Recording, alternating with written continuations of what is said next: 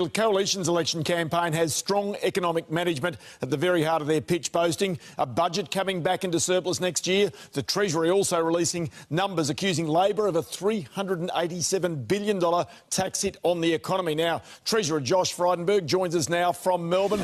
Good morning, Treasurer. Look, I should take you to current news. Ross. Reports overnight suggesting that Karen Nettleton has visited her great-grandchildren in Syria related to Islamic fighter Khalid Sharif. Should these children be allowed back into Australia, do you believe?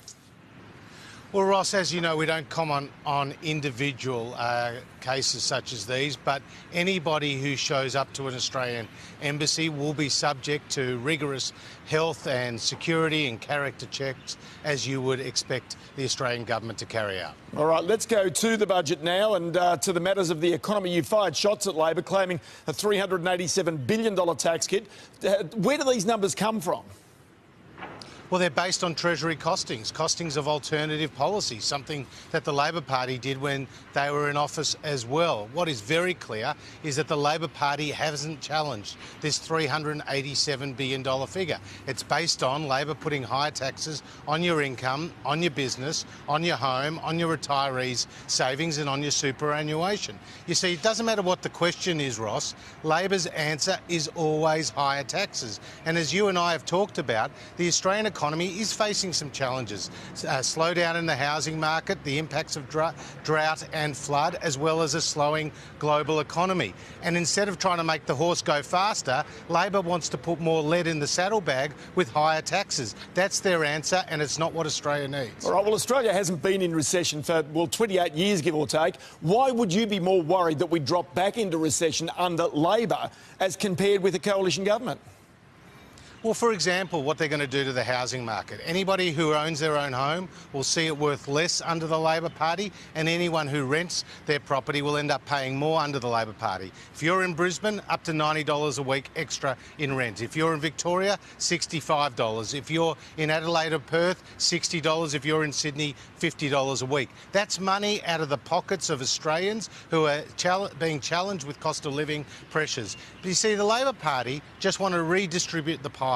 We want to grow the pie, and that is why in the budget we set out a long-term, decade-long economic plan which involves significant tax cuts, the most significant since the Howard government, $100 billion on infrastructure, 80,000 new apprentices, and guaranteed hospital and school funding at record levels. But look, Treasurer, you know and I know that many families already think they're in recession. They need a handout. They need a hand, and that's what Labor is offering. Now, electricity prices is one thing. You announced a $125 energy assistance payment, but now you've got energy retailers who are putting their prices up. What do you say to them?